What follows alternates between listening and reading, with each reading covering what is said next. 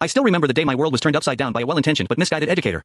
I was a junior in high school, and my guidance counselor, Mrs. Thompson, called me into her office to discuss my college applications. As I sat down, I noticed a concerned look on her face, and my mind started racing with worst-case scenarios. But nothing could have prepared me for what she was about to tell me. Your GPA is too high, she said, her voice laced with a mix of seriousness and condescension. I'm going to have to adjust it downward to ensure equity among your peers. I was taken aback, unsure of how to respond. What do you mean? I asked, trying to clarify the situation. You're making the other students look bad, she explained, as if it was the most obvious thing in the world. We need to level the playing field. I was speechless. How could someone who was supposed to be helping me achieve my academic goals be so willing to undermine my hard work? I had always strived to be the best version of myself, and now it seemed like that was being used against me.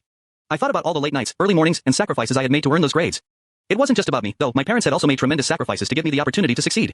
As I sat there, trying to process what was happening, I couldn't help but think about my college aspirations.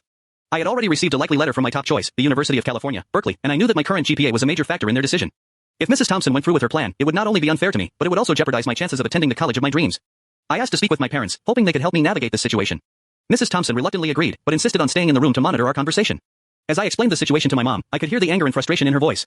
She demanded to speak with Mrs. Thompson, and what ensued was a heated conversation that left everyone involved feeling uncomfortable. My dad, who is usually a calm and collected person, was furious when he found out what was happening.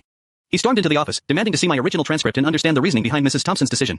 The conversation that followed was tense, with both sides refusing to back down. My dad's face was red with anger, and I could see the veins bulging in his neck as he argued with Mrs. Thompson.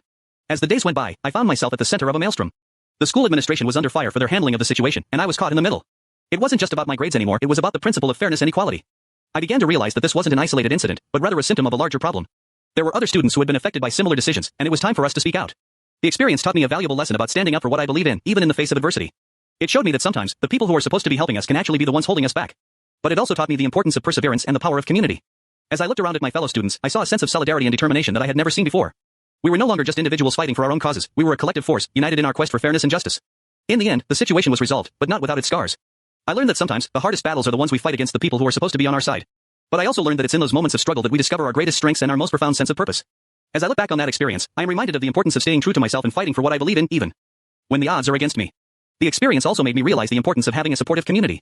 My parents, who had always been my rock, were instrumental in helping me navigate the situation. They taught me the value of standing up for myself and advocating for my rights. And my fellow students, who had been affected by similar situations, became a source of comfort and strength. Together, we formed a bond that went beyond just a shared experience. We formed a bond that was rooted in our shared values of fairness, equality, and justice.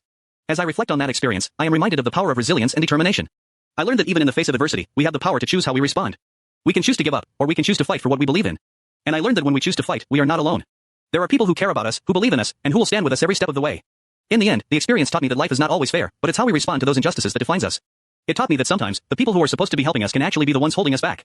But it also taught me that we have the power to create change, to fight for what we believe in, and to stand up for ourselves and others. And that is a lesson that I will carry with me for the rest of my life.